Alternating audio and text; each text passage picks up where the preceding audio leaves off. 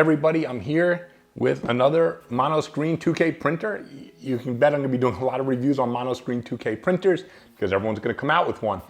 And because of the Sonic Mini 4K, I'm pretty sure soon you'll be seeing me do a lot of reviews on 4K small screen printers as well. But we're here to talk about Anycubic. Look, everyone knows I'm kind of almost like an Epax fanboy, but you know, Sonic Mini 4K is amazing. And I always have a soft spot in my heart for Anycubic because let's face it, even I know some people have been disenchanted with them over the last year or two over some of the stuff they did, but still for me, Anycubic is the one that bought the Photon and bought resin printing home by doing a $500 printer, which then I think only 8 or 10 months later was down to $250. And I got amazing prints off my old Anycubic Photon. I mean, people can say what they want now, but it was a great machine. I had tons and tons of prints. It's where I learned how to do my support techniques that I think basically anyone who prints miniatures now is using the techniques I learned on my Anycubic Photon. So I have a little soft spot for them.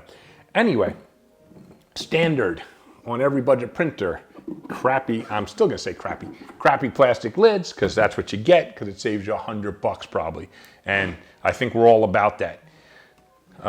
Protective tape to take off over the LCD.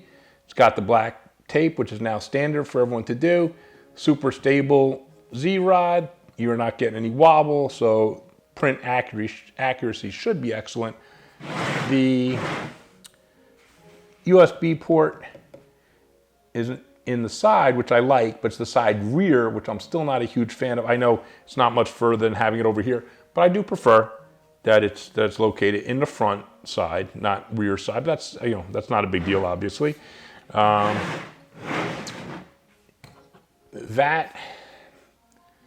This vat feels like, is that metal or is that a very high quality plastic? I actually think this might be plastic. Some manufacturers have said after, I'm not sure if I should call it debacle or not, but the original Frozen Sonic Mini had a plastic vat. And there's different accounts of why that vat had problems. For a lot of people, it cracked. And there was disagreement over whether it was users, you know, cranking down too hard, you know, driving it into the machine too hard and causing stress, or whether certain resins, people were blaming Soraya resins for cracking it. Well, not blaming. I mean, if a vat is cracked by normal Soraya resin, it's a bad vat because the resins are good. But I don't even think it was that, because when I got mine, I used my original Sonic Mini plastic vat for probably 2 months straight, like 24/7, with Soraya resins, and I had no cracking or problem at all. I'm not sure if it's because I didn't tighten it down too hard, or maybe I didn't use it long enough, even though I used it to death. I'm not sure why people had problems. Suffice to say, it was so bad that Frozen, if you remember, came out with a metal vat and started selling them all with metal vats after that. So it's interesting to me, and if I'm wrong about this, this is a different kind of metal. Maybe, you know what? I actually can't tell if that's some kind of hollow metal or if it's really good. I still feel like it's really good plastic and not metal. I'm sorry that you know what? I'm gonna research this and ask customer service if this is actually metal. Can you believe it's hard for me to tell metal or plastic? I do think it's like some kind of like really good plastic. And the reason I'm saying that is one of the other manufacturers, I think it might have been Epax, when I was talking to them, said they had come up with a much higher quality plastic that you could use for the vat that wouldn't be damaged by any of the resins or any of this, anything that happened with the Sonic Mini vat would not happen. So this might be, anyway, let's move on. Interrupting myself again with breaking news, which is what I do when I've kind of finished a video and then I find new information. The vat is plastic. It is a high quality plastic, which doesn't really give me cause to concern, because as you saw when I originally held it, I wasn't even sure if it was metal or plastic, although my gut was that it was plastic. And I did confirm with Epax, who's making plastic vats for their E10, that they do have a new composite plastic which is resistant to everything. They said this will not crack, it is not, can't be damaged by IPA or by anything. And I think the guy Vinicius Silva did even some chemical tests on it and said the vats are really strong. So I'm not concerned. The only thing I did see when I was researching, I did see one Reddit post by a guy who said his plastic vat, because it was plastic, the bottom of it, the plastic was kind of like wavy where it screwed in the FEP, and it was lifting his vat higher than it should be and causing fails. So I immediately ran and took my vat off again and inspected it again, and mine is absolutely perfectly 100% flat. Looks like it was machined, not plastic. So that's why I had trouble telling if it was plastic or metal. So that one little complaint I saw on the internet, I only found one. I think that guy got some kind of weird, bad molded version. But if that's the case, so if you get this machine or any of them, and I think now that I'm hearing all this, maybe all of them are going to have plastic vats. But anyway, I guess what you want to do as soon as you get your machine, take your vat, turn it over, and make sure that the bottom is perfectly flat as best you can tell. If you see any undulations, send it back. But as long as it's perfectly flat, there shouldn't be this issue that this other person, mentioned on Reddit. Like I said, mine is perfectly flat, so no concerns there. So anyway, let's get back to the review. This might be a super high quality plastic vat. It does have what I like to see on every vat these days. All your other manufacturers watching, please take note. It has got volume indicator. You won't be able to see it from there, but it does have volume indicator. So when you're pouring your resin, you don't have to eyeball it and figure out when you're at the right level. If you want to say it has 180 milliliters, you always want to be there. It's marked. You can just do it. So that I like that. I always like these when they have volume indicators. I'm gonna put it this way because that FEP will touch the table if I don't do that. Build plate. It's the standard build plate. 4-screw leveling system. You guys know this is my favorite one. Once you level it and tighten it, you never have to mess with it again, basically, unless you didn't really tighten it properly. This has a nice steep angle to the build plate, which I always like. It allows the resin to run off quicker and gets more of it off. So that's good. And that comes with the standard instructions, and in here is going to be all the other standard stuff, right? Funnel, mask. Hey, nice, fancy wood. That's actually a real wooden handle on the spatula. Okay, they cut costs here and then give us a wooden handle on the spatula. And then just the other standard crap you find in the box. It's always nice to give you everyone gives you a few paper funnels because they know you're gonna have some failures. This USB stick, I don't see a brand name on it. That's interesting because lately all the USB sticks I've been getting when I get new machines have basically, I think for the most part, been SanDisk, so it's been a nice brand name. This has no markings on it at all. So I don't know what brand this is. Don't know if I can trust it, but I'm gonna use it. We'll see if it, remember back in the day, all the machines used to come with really crappy USB sticks that you had to replace. I'm hoping they're not reverting back to that. I was really hoping to see the SanDisk logo or something on here, but let me see if I can find out who makes this and if it's good. Anyway, when I test, I'm gonna use it. Plastic spatula and the metal spatula. Okay, so that's it. So like anything now, my reviews are going to get shorter on these machines in terms of all these machines are going to have basically the same specs, right? They're all getting the LCD screen, I believe, from the same components manufacturer, which is why they're all the exact same size. So the biggest thing that can vary in these machines to me then is the light source. I know if you watch any of my other review videos, I keep talking about light source. So I will make an attempt to film this light source in operation as best I can for you. We're going to look to see if we can see any gridding, meaning like grid lines, meaning you have points where light is coming stronger in some spots and weaker in other spots. Why is that bad? If you have the light coming through weak in a place where you have, say, a heavy support building up attaching to the model, and that's over the area that's weak, that might just pull off and you might get a fail where you really shouldn't have a fail. If the light source was properly evenly distributed and the light was stronger in that spot, you won't get a fail. So I'll be checking the light source on this because, again, aside from in this generation of monoscreens, right, the only thing going to separate all these manufacturers apart, just off the top of my head, would be price. But then they're probably all going to be pretty close in price. So then it's going to be did anyone bother to use better components in terms of giving us a better, more even, more reliable light source? So I'm going to try to check that as best I can. There's probably people out there who can check it better than me. I keep shouting them out, so I'll do it again. There's a guy named Vinicius Silva who lurks in the Facebook groups and maybe some other places. I don't know. I'm mostly on Facebook. And he tests the light sources. So I'm sure he'll be testing these light sources. So if you can search him up on Facebook, you might find some results. I'm not even sure if he makes videos or not. If not, maybe I'll have him give me his results once he's compared them all. And maybe I'll put out a video with his results on testing these light sources, because that's really going to be the distinguishing factor, I think, from all these manufacturers. So if you were paying attention to the unboxing, you might have seen 2 unboxings for this going on while I was talking, thanks to my wife. And the reason there was 2 unboxings, I wanted to review the Anycubic Mono, and I wanted to review the upgraded version, which is the iron box version, which is the Anycubic Mono SE Special Edition. Anycubic sent me 2 of the same printer. So -1 point to Anycubic because, and I double checked my order, of course, when these arrived. I ordered an SE and a Mono, and I got 2 Monos. So I don't know what happened. Anycubic, I emailed their customer support. I will, by the time this video is done, probably I'll have heard back from them, so I'll update with a little note bubble somewhere around here, letting you know how they resolved the fact that they sent me 2 of the same printer instead of the more expensive printer that I actually ordered.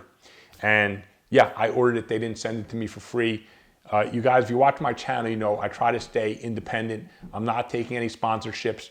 When the companies do send me free printers to review, yeah, I take their free printer, but no one's getting a better review because I get a free printer. Because thanks to my Patreons, and please support me on Patreon, because what I use the money from the Patreon goes to buy machines like this. You know, when they don't send them to me, I just go out and buy them. Some of the companies, because I won't knuckle under when I do my reviews, they're not so keen on sending me stuff as they are to other people who are going to give a glowing review of everything they get because they're getting it for free. And me, I don't give a crap.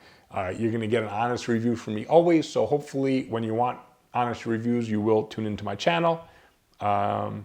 And that's it. So let me get this baby printing. Well, both of them. Let me get both these babies printing. This will be quicker review because I'll have 2 of these printers running at once. So that makes for a good review at least. I get a good sample size by having 2 machines.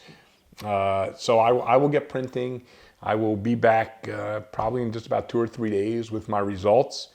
Lots of high-res photos, and then we'll talk about the machine a little bit. All right, thanks everyone. Hey, I've done some testing, and let me see, I've marked Voxelab, Anycubic Mono. Wait, did these get swapped up? Anycubic Mono, these should be together. Voxelab, okay. Let's review the Anycubic first. So 2K, small screen. Print quality, you're going to see, obviously, close-up high-res photos of these. Print quality, see I'm holding it far away because I'm getting old and my focal point's moving. Excellent. It's what I would expect. It's a 2K printer, so 2K monoscreen printer. So you get, things look slightly better than they did on our old 2K screens. I've been over this in other videos, but I'll reiterate it here. The monoscreen lets light through at 6 times the rate the old LCD screens did. Also lets it through more accurately because there's no red and green blocking the blue light like in the old color screens. So you get more accurate print. So even though it's only 2K, you could say, wait, it's the same resolution as our old LCD screens. Yes, but it prints more accurately anyway. So you have, and also because the stronger amount of light, not stronger amount of light, larger amount of light coming through allows you to use slower resins like the Epax Hard, which I'm using, and those are less susceptible to light bleed. So you can use a resin that holds detail better like this Epax Hard. And the end result is you get a 2K print that's better than your old 2K prints. That's the easiest way to say it. If you compare a 2K print on a mono screen to a 2K print on a color screen, if everything is dialed in on both, the 2K mono screen looks better. So the Anycubic Mono that I'm reviewing, gorgeous prints. And again, what I would expect. It's 2K mono screen, comes out perfect. You'll see the high-res photos. And where we look on the Gunslinger, the easiest spot to see how well something print is the belt buckle, the pouch at his waist with the stitching and the little strings, and even the bullets as well is a good place to look. So we'll look at those in the high-res photo, and you can judge for yourself how it printed. And the Turtle Monk also came out brilliant, as you'd expect. Picked up every detail. And again, it's what you'd expect these days from a 2K mono screen. The light source, I'm going to float it in my head, but we'll go close up afterwards. You'll see the light source running. What I did is I darkened the room. I put a piece of just plain white paper over it. And then, because that does allow you to see if there's hot spots, gridding, or any stuff like that. So you can see what it looked like, and then I'll show it full screen so you can get a better view. Light source was good. There was a tiny little bit of gridding, but you know, not bad. Nothing I would look at and say, that's a cause for concern. And again, as evidenced in the prints came out, as far as I can tell, flawless.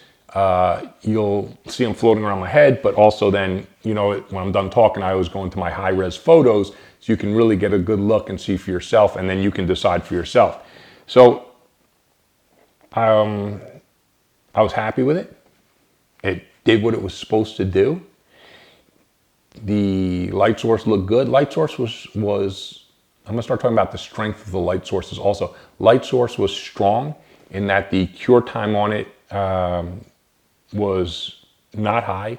Compared to my other mono screens, it was, I think, what I would call average, standard. This was EPAX hard resin, 0.04 millimeter layer height, and 2.2 second cure time. The fastest, the best light I've tested so far on my EPAX X1K, that cures the same resin at 2 seconds per layer. So far, of all the machines I've tested with 2K mono screens, which so far has been the Voxel Lab from Formware, the Anycubic Mono, and the EPAX X1K. So far, the EPAX has had the strongest of the light sources in the lowest cure time. Then the Photon was at 2.2, and I found with the Voxel Lab, which you can look up that review. I'll float a card maybe here or something for it. Actually took a little bit longer to cure, so it's got slightly weaker light source, that tells me. But on the other hand, the Voxel Lab, you'll see if you watch that review, when I tested the light source, there was literally zero gridding at all. It was like, to me, it looked perfectly even, which was shocking. And that one's from Formware, and you'll see those. Watch that review. You'll see those prints up close. Also, in terms of print quality, though, it's interesting. They did come out basically the same. I couldn't tell, you know, the Voxel Lab prints. I mean, the light source looked a little, you know, smoother on the surface, but print-wise, they basically came out the same. And print-wise, they also basically came out the same as my EPAX X1K.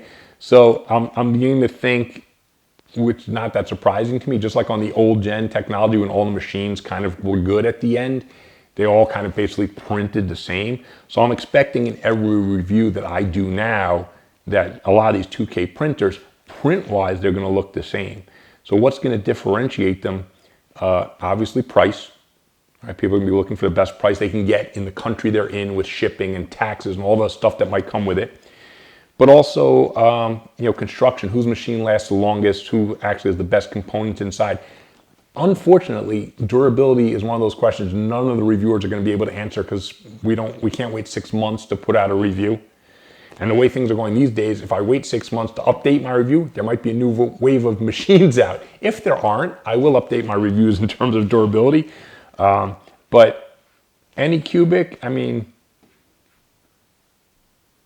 you know, don't call it a comeback, right? They've been here for years. I think their entry is good.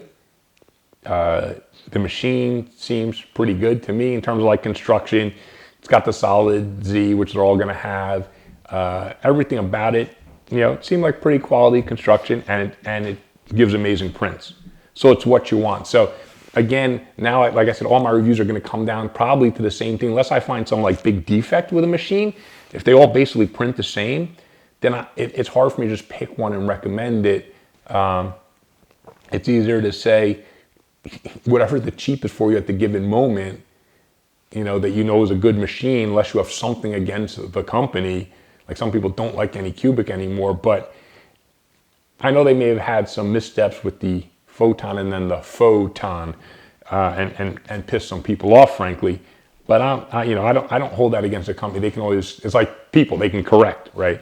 So if their machine, this generation, is one of the better ones, I wouldn't be against buying it just because I didn't like what they did with the Photon, personally. I know some people, and I understand it, they get pissed off by a company once, then they're like done with it. Yeah, I'm not like that. Things change, so it's okay. So I would say, again, if you ask me for a recommendation, well, first of all, stay tuned. You'll see the high-res photos, so you can judge for yourself, and then a close-up of the light running, full screen, so you can judge for yourself what you think of the light source in terms of uniform distribution of light. But this is one of those things, like, it might be this gen, might be the way last gen ended. Whatever machine is on sale at any given moment and can beat everyone else by price by a good amount, maybe that's the one you buy. I still will say, if you have extra disposable income and you're getting a 2K small screen printer, to me, the Epax X1K, it's Epax, they're always a step above everyone else. But again, you pay for that machine's going to be $250 more. So it's only for people with the extra disposable income who want the solid metal box with the great lid, and all that stuff that Epax gives. So, but taking that out of the equation and talking budget, which this is, which the Voxelab is, which the Frozen Sonic Mini 4K is, these budget printers, right now, it's tough because that Sonic Mini 4K, to me, they kind of leapfrogged everyone. Everyone's coming out with small 2K printers like this, and Sonic already came out with a 4K small printer. So it's kind of like, it was like shocking surprise. I don't know if it shocked and surprised. It might have, Anycubic and Elegoo and people like that. But Frozen like leapfrogged everyone. So, I have to say, I would recommend this if you want a 2K printer. But if you want the best minis you can print right now, I have to honestly say the Frozen Sonic Mini 4K right now is king of the hill. It just is. The only thing that might put people off from that, it's got the smaller Z height, which is a little bothersome, and I really wish that Sonic had given it full Z height. Then they'd basically be untouchable right now until other people come out with their small 4K. But for small 2K, there's a good printer. If you like Anycubic, if you're an Anycubic fanboy, then this would be the small 2K printer for you. But again, if you're just printing these minis, the Sonic Mini 4K, it's got better resolution. If you look at my review of the Sonic Mini 4K and see the prints, as good as these are, and these are excellent, the Sonic Mini 4K prints better because it's got much higher resolution. But anyway, solid machine, good entry from Anycubic. What I'd like to see now is this same machine with, of course, a 4K screen to match Frozen. So it's tough for me. Like if someone says, should I just go out and buy this? I'd say, well, unless the Z height on the Sonic Mini 4K is bothering you, the Sonic Mini 4K is still kind of like, that's the machine to beat right now. And you're not beating it with any 2K machine. That's just what it is. So I think if I'm Anycubic, which I'm not, if I'm Formlabs, which I'm also not, you need to beat Sonic Mini by price by a lot on your 2K printers. Otherwise, why would people buy 2K when they can buy 4K? So I think the Sonic Mini 4K regular retail price, now that the pre-sales are over, I think is $330.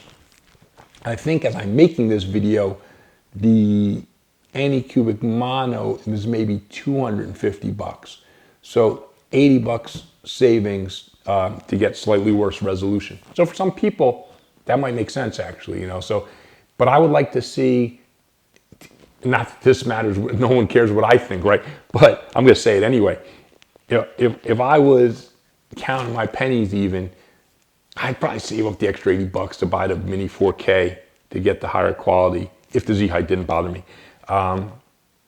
If I saw this machine instead of being $250, like $225, $200 to $225, now you're talking $100 savings. That's actually a lot.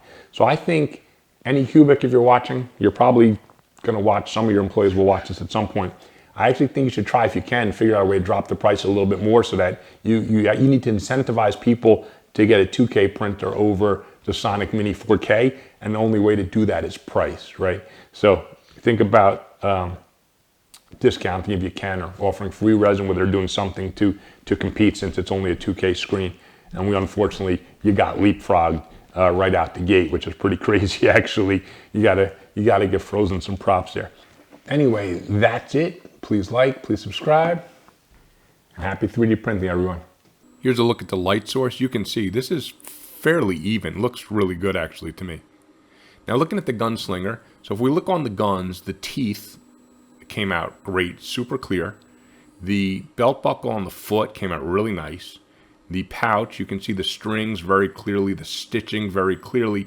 And then if you look at his actual belt buckle, came out just about perfect. So I'm really happy with how that turned out, really nice. Now on the turtle, chain, crystal clear. That's one big indicator I look at on this figure. Then I look at the eye, because the eye on this figure is actually quite tiny. Eye came out perfect, very distinct, very clear. And then on both the shoulder and the knee, there are some very, very tiny scales, not etched in very deeply, but you can make them out. And the fact that they came out at all, shows very high accuracy, very high detail. So this printer is extremely capable, as you can see from looking at these photos. That's it. Hope you guys liked the video. Talk to you soon.